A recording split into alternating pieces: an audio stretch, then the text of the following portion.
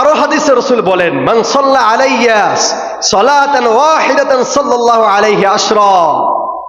এখানেও রাসূল বলেন, যেই ব্যক্তি আমি নবীর উপরে একবার দুরূদ পাঠ করবে, আল্লাহ রাব্বুল আলামিন তার উপরে 10টি রহমত নাজিল করেন।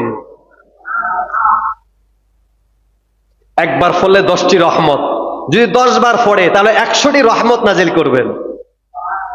100 বার পড়লে কত? 1000 বার রহমত। যদি বান্দা 100 বার রাসূলের শানে দুরূদ শরীফ পড়ে আর আল্লাহ যদি 1000 বার তার প্রতি রহমত নাজিল করেন, রহমত বর্ষণ করেন, বলেন ওই ব্যক্তির দুনিয়ার জীবন সুন্দর হবে না অসুন্দর হবে? খুবই সুন্দর হয়ে যাবে, খুবই সার্থক হয়ে যাবে। রাসূল করিম সাল্লাল্লাহু আলাইহি ওয়াসাল্লাম এখানে বলে শেষ করেন না, আরো বলছেন, সালাওয়াতিন ওয়া হুত্তাত আনহু আশরাতুন খতিয়াতিন।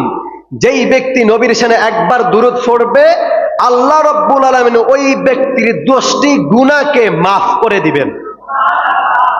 রাসূল আরো বলেন, ওয়ারফিয়াত লাহু আশরু দারাজাত, তার জন্য 10টি ধাপ মর্যাদা বৃদ্ধি করে দিবেন।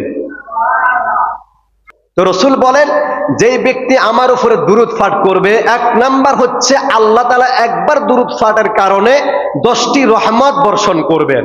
2 নাম্বার 10টি গুনাহ মাফ করে দিবেন।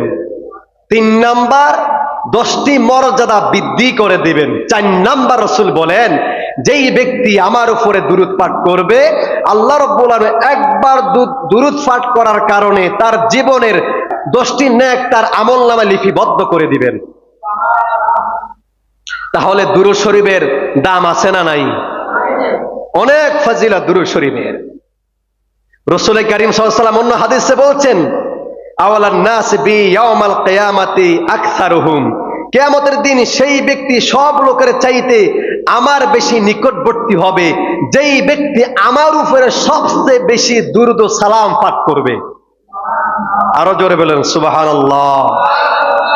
কিয়ামতের ময়দানে নবীদের সবচেয়ে বেশি নিকটবর্তী হবে কে? যেই ব্যক্তি নবীর উপরে সবচেয়ে বেশি দুরূদ পড়বে। নবীর উপরে সবচেয়ে বেশি কি পড়বে? দুরূদ পড়বে। এই জন্য ওসমানীয় সাম্রাজ্য, অটোমান সাম্রাজ্য বলা হয়।